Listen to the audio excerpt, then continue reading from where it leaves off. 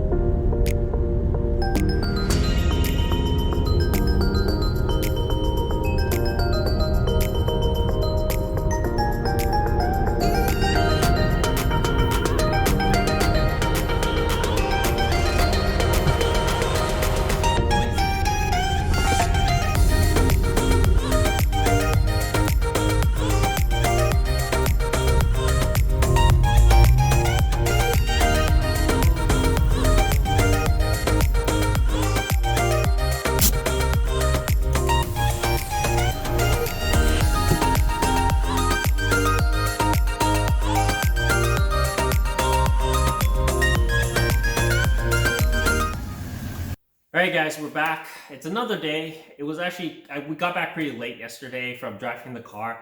I really like driving this car. It's been a really long time since I actually got to drive it. A little bit over a year. I guess when I first got the car, I drove it for that one day and then I put it in the garage and I started working on it. It's been a little bit over a year and the car is basically almost fully restored. So it feels really good to be behind the wheel versus being underneath the car working on it. So, I'm pretty ecstatic that the project's almost finished and I finally get to enjoy this machine instead of work on it. But anyways, let's talk about how this car felt. First things first is let's talk about those Maxpeedingrods coilovers. The Maxpeedingrods coilovers are actually pretty nice, I would say. They drive really good on the car. They felt really good. They felt solid. They felt basically like stock, but a little stiffer. But that's not a surprise because I do have it adjusted to 20 clicks. They're 24-way adjustable coilovers, although the rear do adjust 25 clicks. I'm not sure why, but they're advertised as 24-way adjustable coilovers. I have them set at 20 and I might still stiffen them up a little bit because as I go over speed bumps, I do scrape my exhaust. And I do like the height right now. The way that it is sitting right now is perfect and I like it and I want to keep it that way. So in order for me to do that, I can stiffen up my coilovers just to ensure that it doesn't scrape as often. But it's just a minor scrape. It's not like crazy scraping the bottom or anything like that. But how they felt good. I mean, for the price, I would say that they're pretty nice. But only time will tell on how well or how long these things will hold up. So I'll do another review when I get basically more time with driving it with these coilovers. But as far as I know right now, I've checked, they're not really leaking or anything like that. Although when I unboxed them, they were leaking right out of the box. So, I'm not gonna be like, overly optimistic about how well these things are gonna hold up. But let's hope that they hold up, a decent amount of time. But if not, I mean, it was worth a try. Spent the money, but you get what you pay for, basically. Another couple of things is, as I was driving the car, it does really need an alignment. The steering wheel is off center and it pulls to the left. So that's something that I have to get done, but I'm waiting for my tires right now. And so once I get my tires, I'm going to put them on and then take it to the alignment shop, and that should correct the issue. Another thing is, as I'm driving, when the car is cold, it does have the tendency to stall because the idle drops quite low. So that idle issue that I've struggled with since I got the car and put the new motor in is still there. It's just not as prominent. If the car is fully warmed up, it's actually fine. You don't even have any idle issue. I mean, it's a little bit there. It fluctuates a little bit from like 750 all the way up to like 1100, but other than that, it feels like it's just the IACV trying to adjust the idle properly. So it's not something that is really abnormal in my opinion. But one of the things that did bug me was it's a Vtec motor, and I tried to engage Vtec, and the engine check light came on. So I checked the code, it's code 22. So that's basically the Vtec pressure valve. I reset the ECU and I went for another drive, and same thing. The code came back. So what I did was I basically traced the wires to the ECU and everything just to ensure that there is no short. After all, the harness that's right by the engine is a little bit cracking right at the ends there, which is not uncommon because it is an old harness, and when it's exposed to heat all the time, there's going to be breaks in the wire. But the wire has continuity all the way through to the ECU, so it's not that. And I've already replaced the gaskets on it, and I've cleaned the Vtec solenoid already, so it still has that engine check light. So I decided to basically bypass it. So I'll go over how to bypass it with you guys right now.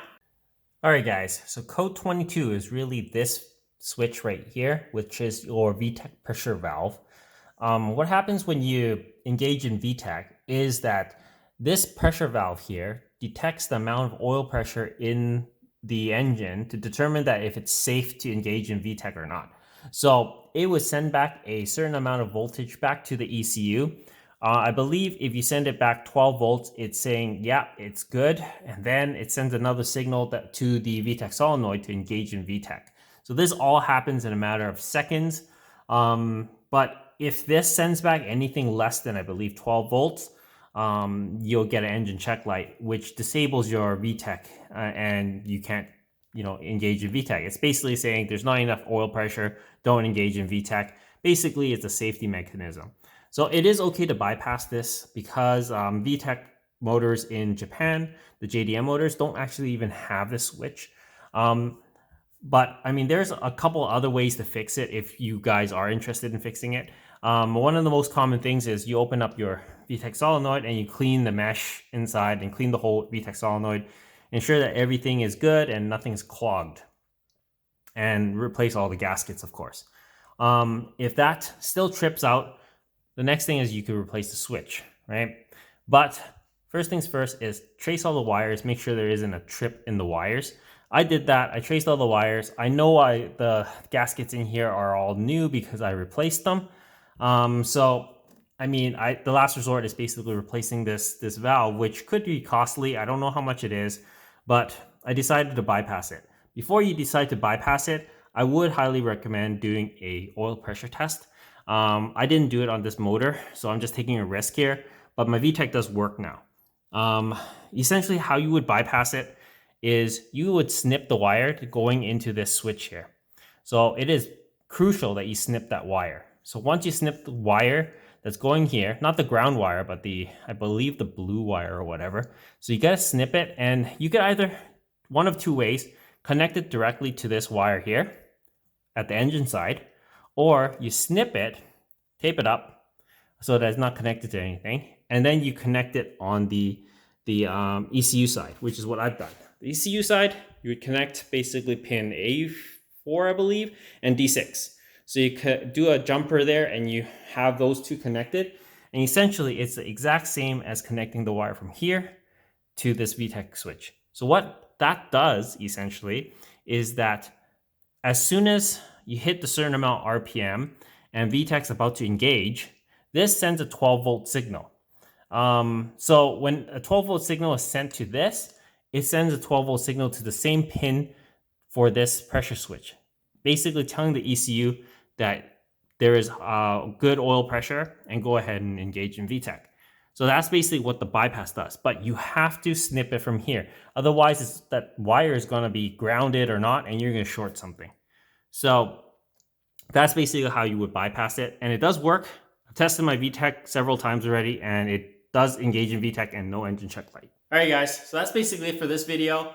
There's probably going to be more videos of me taking out the car and maybe even meeting up with other EF guys, so stay tuned for those videos. Anyways, if you haven't already, please comment, like, and subscribe, and share my videos. As always, guys, I'll see you in the next one. Cheers.